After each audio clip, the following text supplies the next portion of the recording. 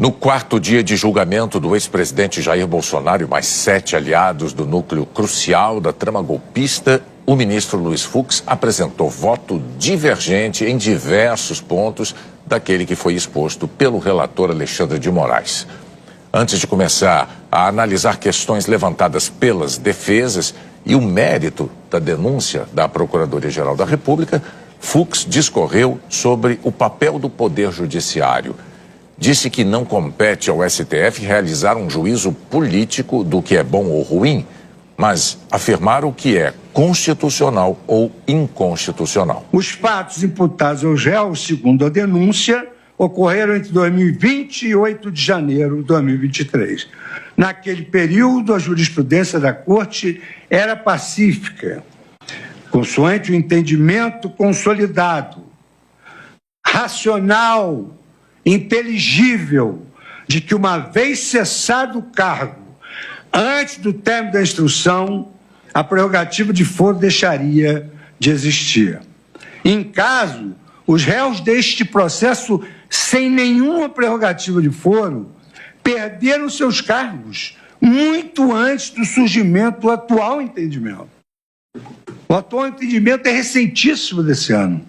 E, como é sabido, em virtude da incompetência absoluta para o julgamento, impõe-se a declaração de nulidade de todos os atos decisórios praticados. A segunda preliminar, senhor presidente, seguindo a ordem aqui do sumário, é a preliminar de incompetência da turma e a competência do plenário do Supremo Tribunal Federal. A competência para o julgamento do presidente da República sempre foi e continua sendo do plenário da Casa.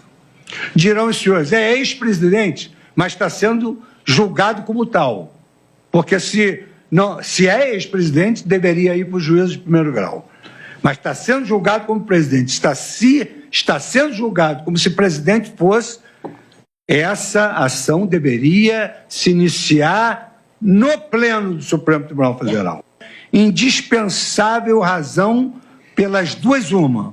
Ou o processo deve ir para o plenário ou tem de descer para a primeira instância. O ministro Fux também votou de forma contrária ao relator ao acolher as alegações de cerceamento de defesa.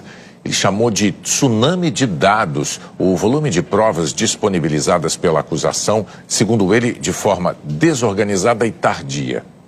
O único ponto em que Fux votou com Alexandre de Moraes foi pela manutenção da delação do ajudante de ordens de Bolsonaro, Mauro Cid. Essa delação premiada, ela restou em 9 de setembro de 2023, na sua homologação pelo relator. Ocasião em que reconheceu a regularidade, legalidade e adequação dos benefícios pactuados.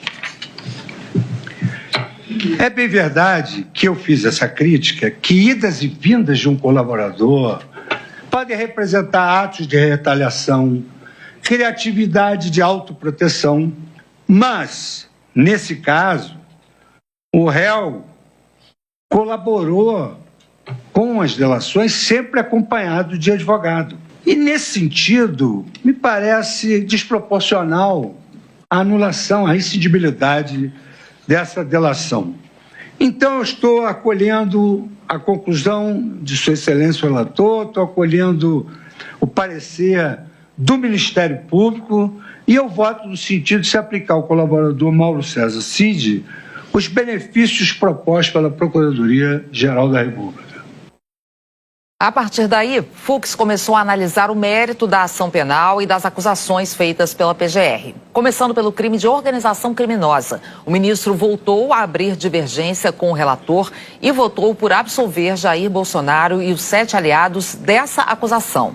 Fux afirmou que a Procuradoria-Geral da República não foi capaz de comprovar elementos necessários para configurar o crime. Como exemplo, disse que os réus teriam que estar reunidos de forma estruturada e permanente, com uma divisão de tarefas para praticar uma sequência de crimes. O ministro argumentou ainda que a PGR também não comprovou que os réus tenham usado armas de fogo na execução dos crimes denunciados. O ministro afirmou que o que ficou caracterizado foi um concurso de pessoas. É quando os réus somente colaboram para um mesmo crime. A acusação, em síntese, ela, com a devida vênia, não indicou que os réus teriam se reunido para a prática de crimes indeterminados ou de uma série indeterminada de delitos, elemento necessário para a caracterização do crime de organização criminosa. O agrupamento de pessoas para a prática de delitos determinados na denúncia não configura um crime autônomo, mas, em tese, concurso de pessoas. A demora dos réus na fase de cogitação, dos atos preparatórios e do planejamento não corresponde aos elementos de estabilidade e permanência.